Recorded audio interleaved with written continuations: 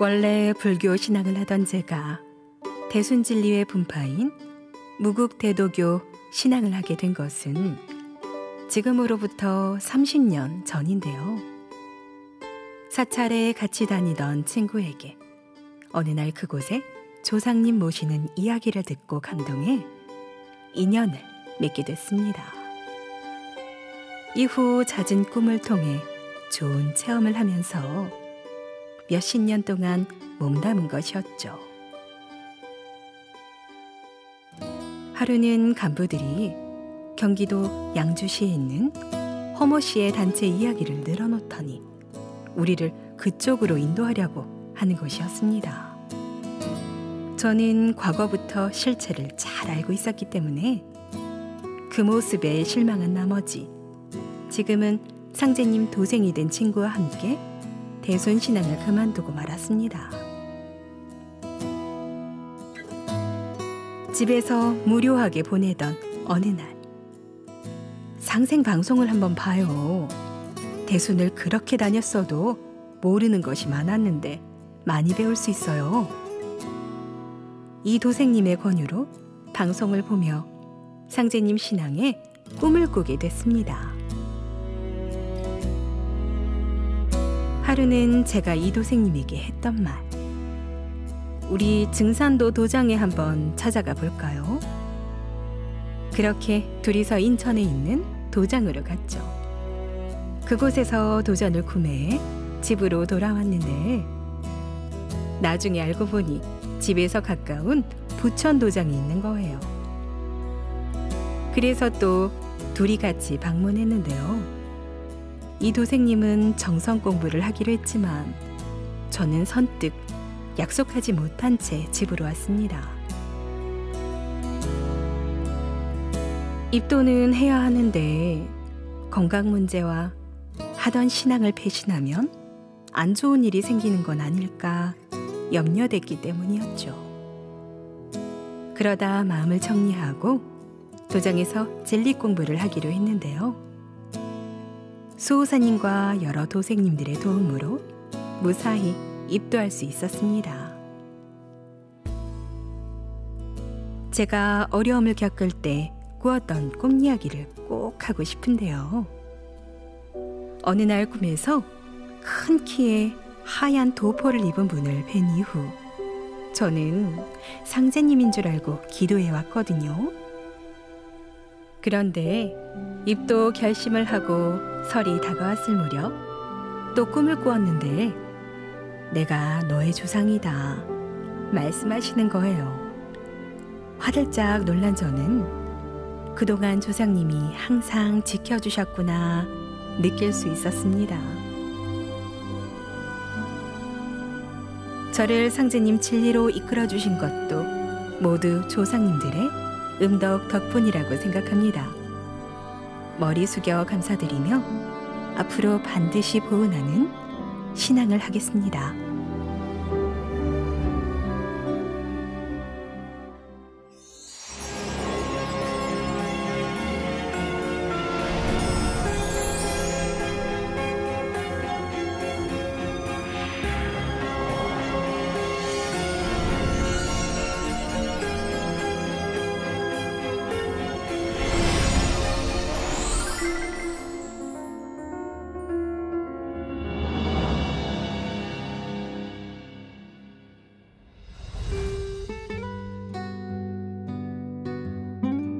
저는 바다가 아름다운 전라북도 부안군에서 태어나 중학교 졸업할 때까지 살았습니다.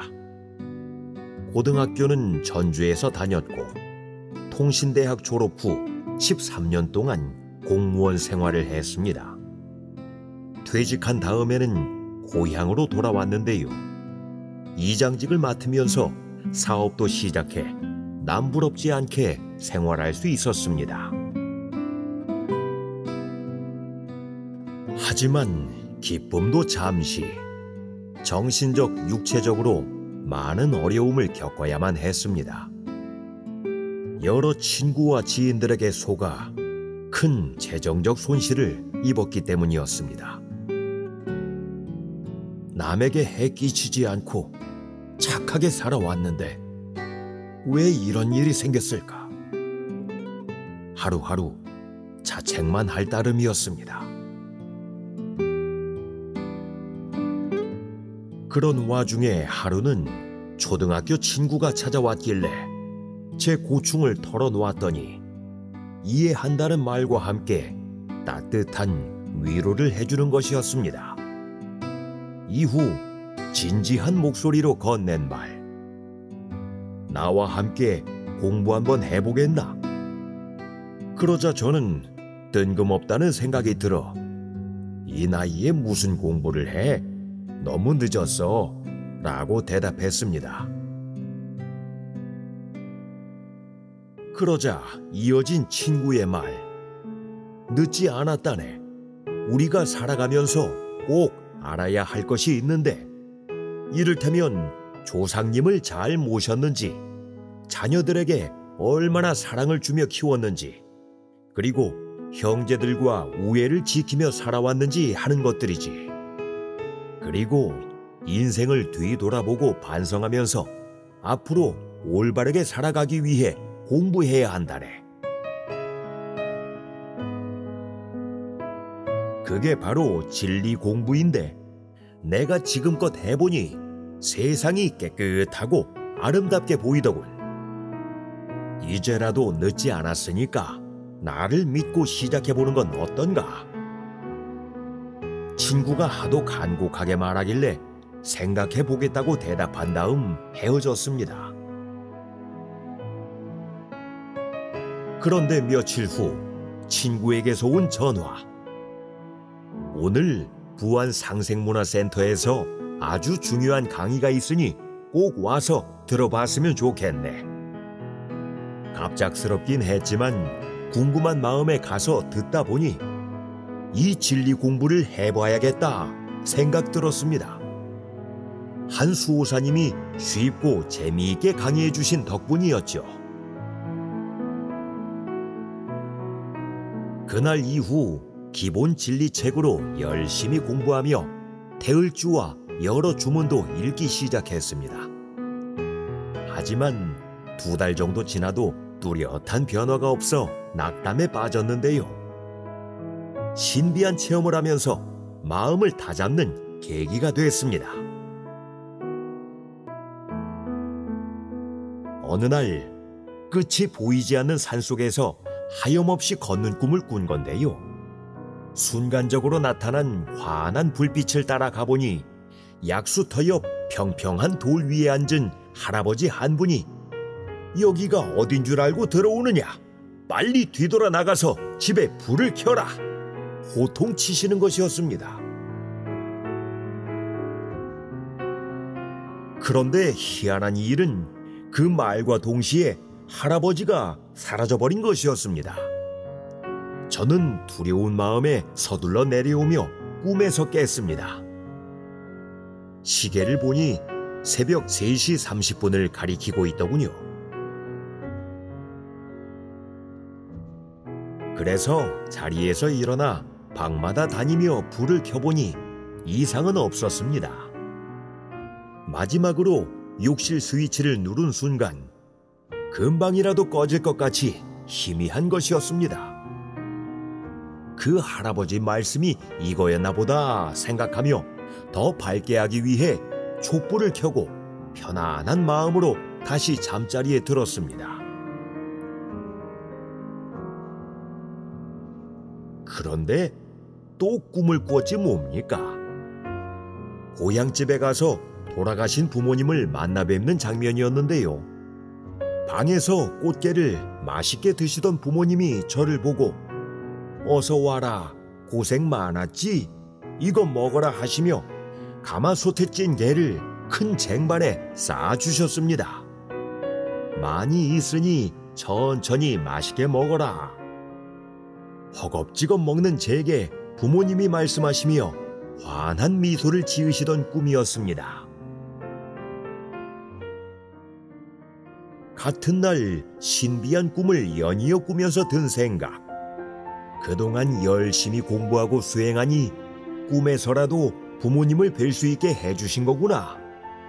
더 잘해봐야겠다.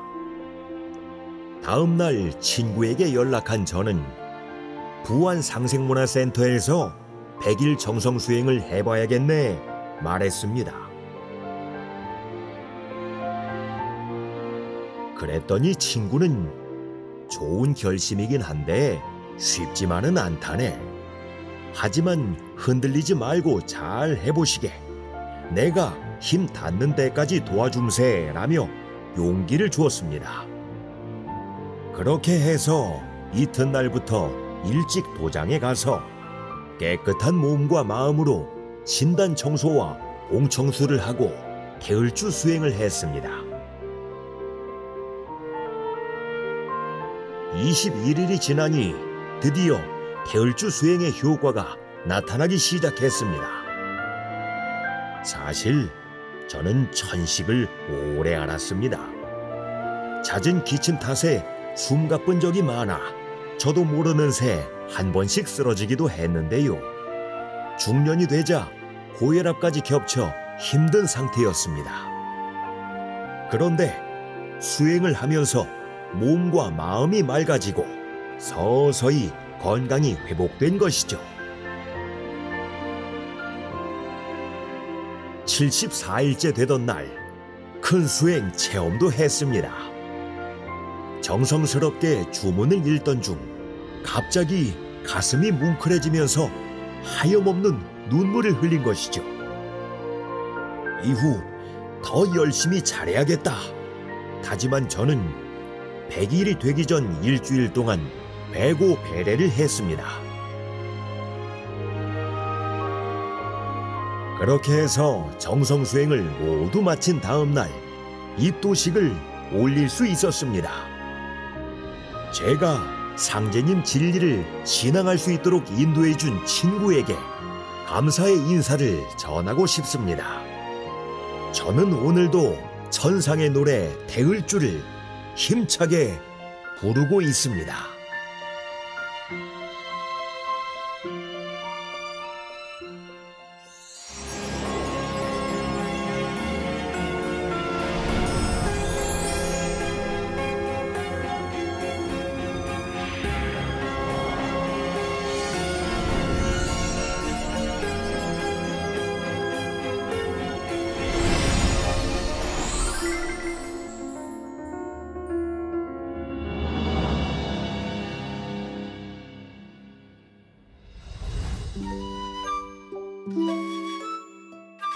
제 직업은 기능성 속옷을 판매하는 일인데요. 인터넷 사이트에서 홍보글을 올렸다가 블로그를 찾은 분과 인연을 맺으면서 상제님 진리를 만나게 됐습니다. 2020년 10월 한 여성과 제품에 대한 상담을 한 적이 있었는데 그 일이 계기가 된 것이죠.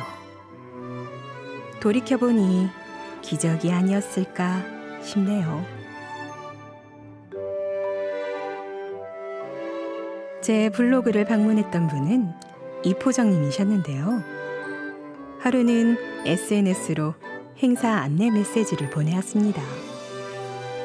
11월 15일 상생방송 메인 공개홀에서 비대면 세계 개천문화축제를 개최한다는 소식이었죠. 이후 자료도 보내주셨는데요. 크게 흥미가 없었지만 계속되는 포정님의 정성을 모른 채 할 수 없어 문자 대화를 시작했습니다. 그 과정에서 생존의 비밀책도 자연스럽게 전달받게 됐는데요. 사실 평소 독서를 별로 좋아하지는 않았지만 형광펜으로 줄쳐놓은 부분을 대략 읽으니 궁금한 마음이 생기더라고요.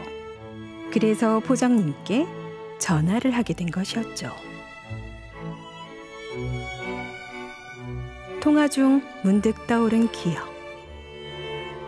전남 완도가 고향인 친정 어머니와 금산사에 자주 들렀던 일인데요.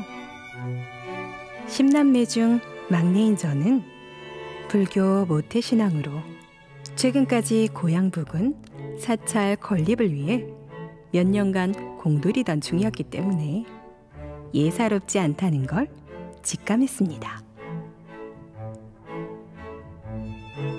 또한 미륵불과 조상님에 대한 이야기가 가슴에 와닿아 도장 방문을 문의했고 소개해준 상생방송도 시청했죠.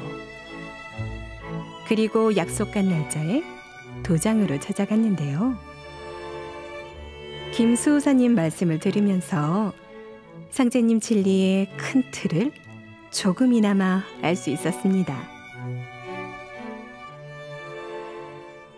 고백하자면 저는 지난 수십 년간 정말 힘들게 살아왔습니다. 주변의 어려운 사람을 돕고 싶다는 막연한 마음에 지인들에게 돈을 많이 빌려주게 된 건데요. 제가 가진 것이 많아서라기보다 상대방이 힘들어하는 것을 지나치지 못하는 성격이기 때문이었죠. 문제는 채무자의 상황이 개선되지 않아 차마 갚으라는 말을 입 밖에 낼 수 없었는데요.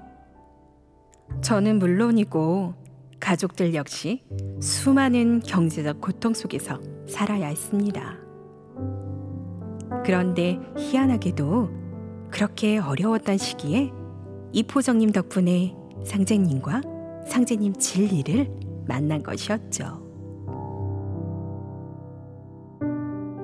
제가 살아온 이야기를 들은 포정님은 도장에서 진리 공부와 21일 새벽 수행을 해보는 건 어떨까요? 권유하셨는데요. 네, 그렇게 해보겠습니다.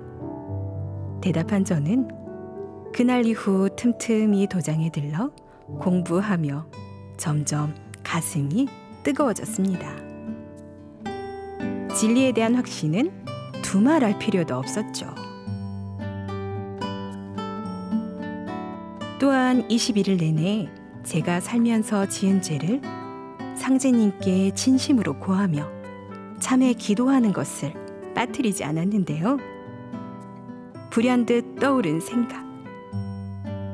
불교식 천도식 이후 남편이 종손임에도 불구하고 시선조 제사를 일절 올리지 않았던 일이었습니다. 죄송하고 부끄러워 몸둘 바를 모를 정도였죠. 열심히 살았지만 힘들었던 이유도 그제야 알게 됐습니다. 시간이 지나 정성수행 마지막 날 놀라운 일이 생겼는데요. 최근 닥친 경제적 고비를 넘길 수 있는 큰 은혜를 받은 것이었습니다. 무엇보다 신기한 일은 40년 결혼 생활 동안 여러모로 뜻이 맞지 않아 갈등해 왔던 남편이 완전히 달라진 것이었죠. 처음에 도장으로 전화해 곤란하게 만든 이후 보름 넘게 저를 괴롭혔었는데요. 지금은 상생방송도 같이 보고 도장도 방문해 함께 입도하기로 약속했으니 신기할 따름이죠. 조상님과 이포정님, 수호사님께 진심으로 감사드립니다. 앞으로 꾸준하게 진리 공부와 수행을 해서 많은 사람을 살리는 참도생이 되겠습니다.